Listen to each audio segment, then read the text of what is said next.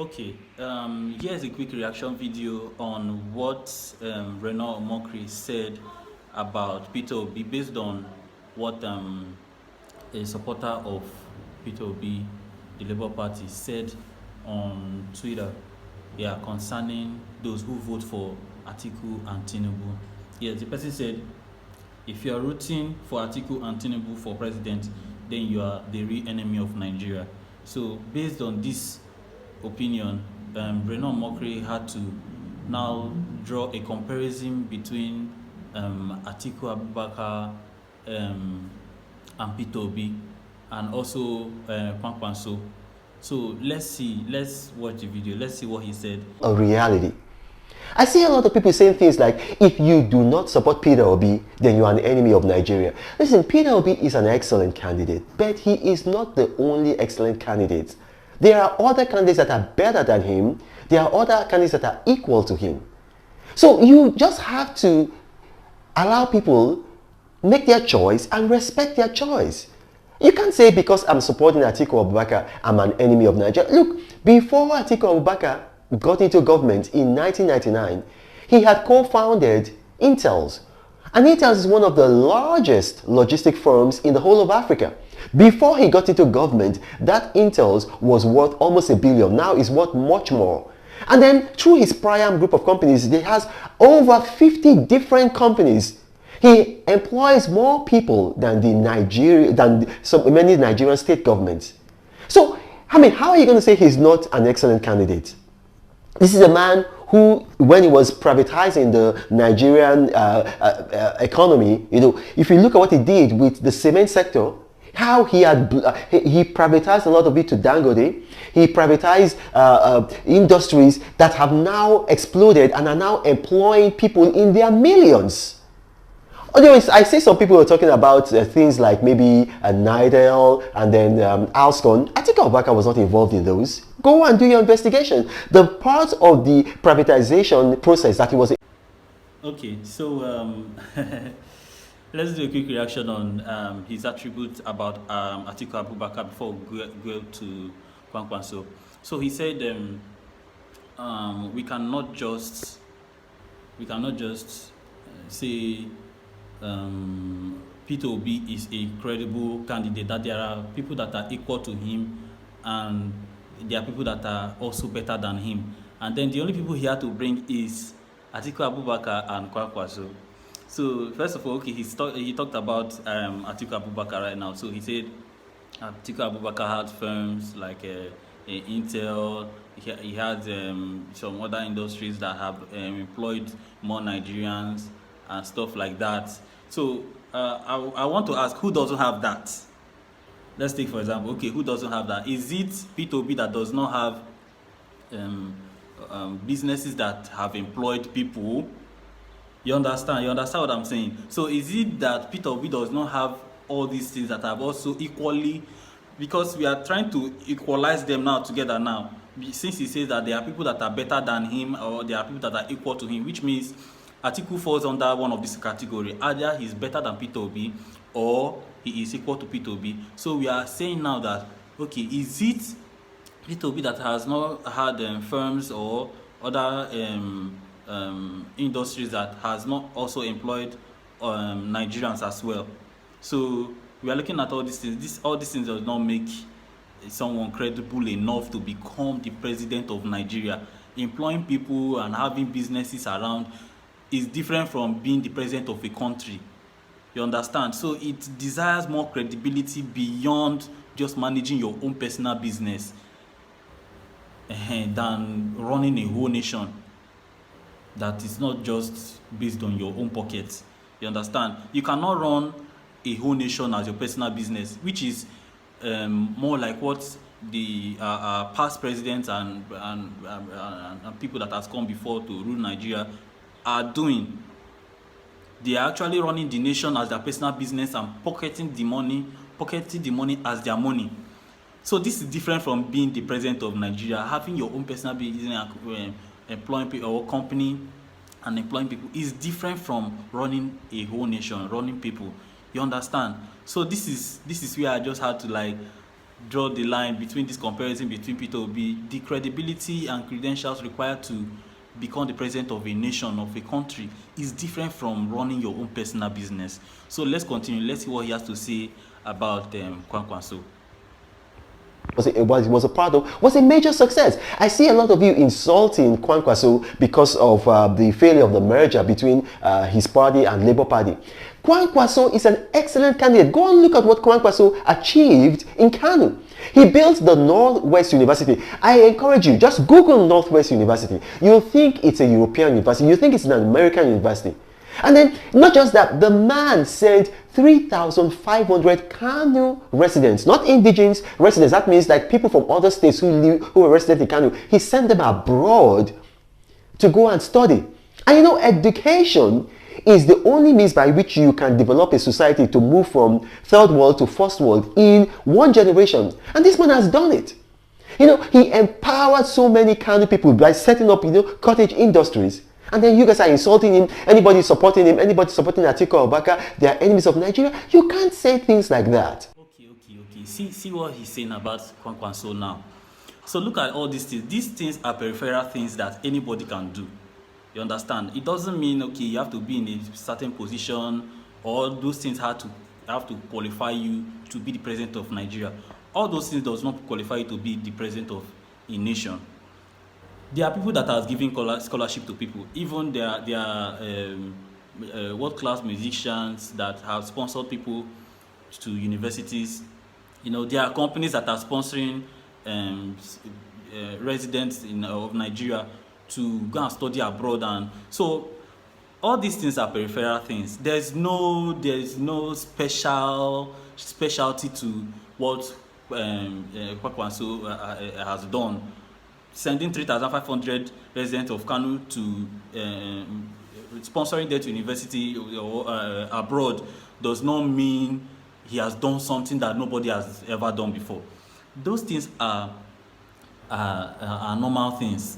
You understand? So okay, he said something. He said education can be tied to the development of a society and stuff like that. Okay, all the 3,500 people that Kwankwaso has sponsored abroad, or let's just say all the people, all the students that even Buhari himself has sponsored abroad, even the students that people, businessmen and other elites have sponsored abroad, where are they now? Where are they today? What's the meaning of sending people to go and study abroad when they have no country to come back to practice those things or to exercise that knowledge? You find out that many of these students end up staying and remaining abroad and gaining employment there because they are going to get better pay than when they come back to Nigeria, because there is no economy to come back to. There's no employment to come back to. There's nobody to, you know, utilize their knowledge to make use of these people, first class, second class, call them whatever you may. But there's no, what is the use of the education when there's no economy to come back to? You understand? So putting Kwankwaso as an excellent presidential candidate because he has sent people to school abroad does not make up anything. Does not make sense. Yes, because there are people, so many people out there. All the people that have been sent abroad, I'm telling you, they have gained employment abroad because there's an economy there. There's a system there that pays them. Yes, the system pays them well to stay there. Or they are wise enough to see that this system pays me more to stay here than to go back to my country, to my economy, that there's no opportunity, there's no space for me, there's no way for me to succeed. An economy that oppresses citizens, an economy that oppresses youth, police brutality everywhere. Okay, youth, you're riding a nice car. It's not even about if your business is legit or not. You're being categorized as a young person for owning certain assets because of who you are, because you're a Nigerian. And you tell me that you want to compare the vision of this man. Okay, let's look at it another way now. Okay, let's forget about Peter Obi supporters supporting Peter Obi openly and not holding brakes on it. They are not, backing down on it. Let's forget about Peter Obi supporters being his main force of pushing him forward. Let's come down to reality now. So now let's ask the question. So if Atiku Abubakar was an excellent candidate, as you called them, if he was an excellent candidate, he was equal to Peter Obi, or he was better than Peter Obi, why did he have to merge votes in order to get numbers to become the presidential candidate of PDP? If he was credible enough by himself, he would have ran on his own votes and he would have won. But because he was not credible on himself and Nigerians had little faith in him, they didn't see him as a competent person. He was running against the governor of Rivers State, His Excellency Yeso Wike, and Yeso Wike won him according to votes. But because he could not get the amount of votes needed, he had to merge his votes with somebody else's votes. If he was an excellent candidate, Nigerians would have voted him. But this is reality. He was not even the choice of Nigerians in the first place. Somebody who just came into PDP had more votes than him. Yeso Wike got more votes than him, more votes of confidence of PDP members than he did.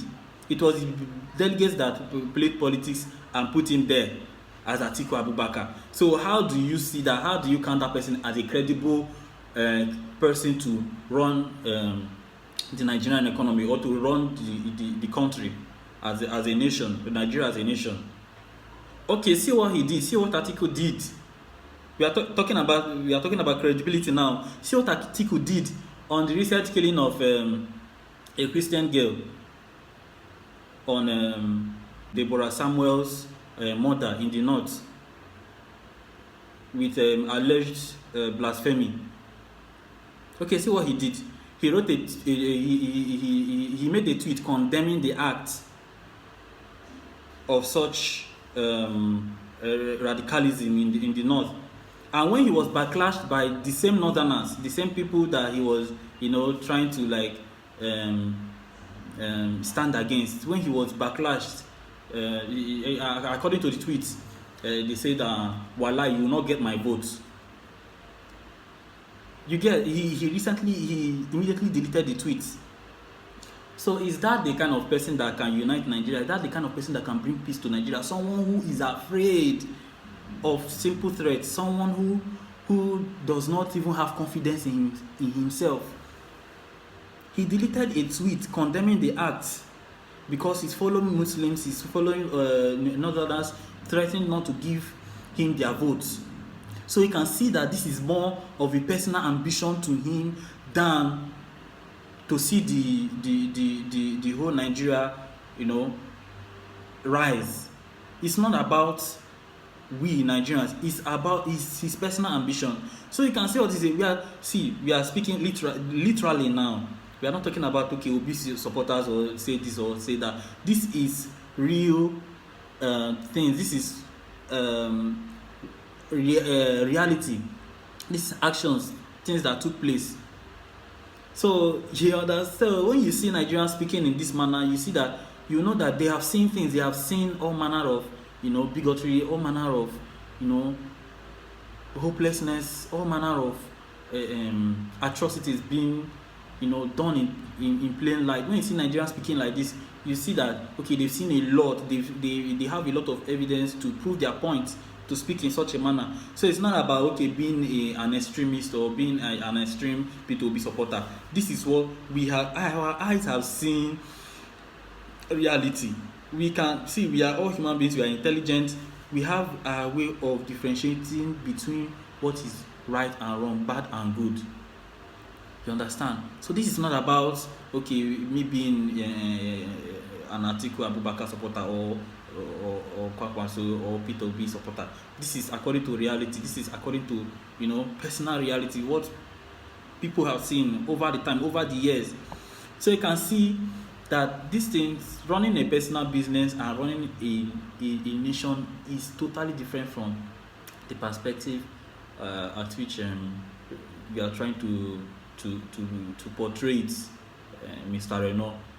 This is just beyond politics. So moving to my other point, it's not about supporting Atiku Abubakar or Kwankwaso. It's about how they are running their own campaign for themselves, how they support themselves. Okay, we've seen in recent times, okay, we've seen Peter Obi come out and defend themselves and say, okay, did this, I did this, this is what I did, go and verify. You find the man campaigning for himself. You understand? But what are these other people doing? These other political figures, people, rivals, what are they doing for themselves? How many times have Atiku Abubakar gone to Arise News to defend his own candidacy?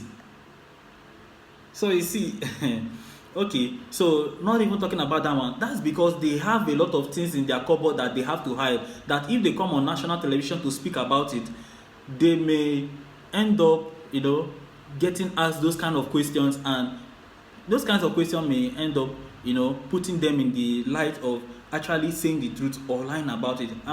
We Nigerians, we are wise, we are educated, we know these things already. So if they lie, we will find out. You understand? So they are proving difficult to even do a campaign for their own self.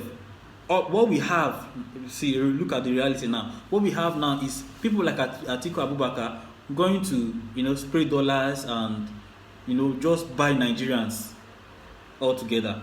So you find out this thing and you see that you think that this kind of person can make a good president, can run a nation, can get our vote of confidence, somebody who is trying to buy people. Tell me how many times have Peter Obi giving money to his supporters to go and support him? If Peter Obi was an equal person to this person, or they were better than, why have Peter Obi supporters not received a dime? Why have Peter Obi not sponsored any of his campaigns? In fact, recently somebody has dedicated willingly a particular building for him to run his campaign and stuff like that. So this is natural. It's not about Peter Obi. This is a natural cause. This is a feeling of the public, of Nigerians. So speaking on that note, you also find person like Peter Obi traveling out of the country to go to Egypt to go and find out, okay, how their electrical systems work, how the educational system work. Remember, you said education is right to the progress of a society, right? So you see somebody who is not yet a president, who is just an aspiring candidate for presidency, going out to go and find out, to go and study the power sector, economical sector, and educational sector of a well-to-do country or nation, to in order to replicate that same infrastructure in our own nation. Tell me how many of these other presidential candidates are doing the same thing. All we hear is infrastructure. Till today, Buhari is still talking about infrastructure. Till today, we have never seen any of the infrastructure that Buhari have always been laying emphasis on. Let's see it the way it is. Where are the infrastructure that the APC government have been, perpetuating all this while? Infrastructure. Okay, you want to build an infrastructure in a nation that there is no security. The railway infrastructure that they did is being destroyed by bandits every day.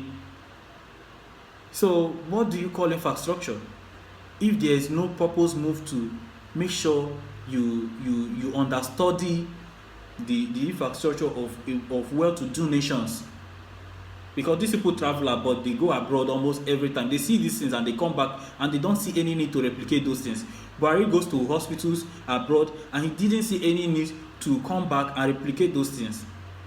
All these other people are born to do the same thing, because they have not shown any seriousness, they've not shown any move or any serious steps that they are taking in order to bring this development into our country. And you want us to vote for them when somebody else is already doing the job, even without even the post, he has already gone to start.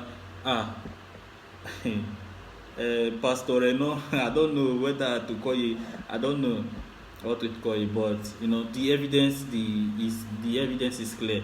The difference is clear. You cannot just put this man in the same shoes with these guys. They are different. You cannot compare them together.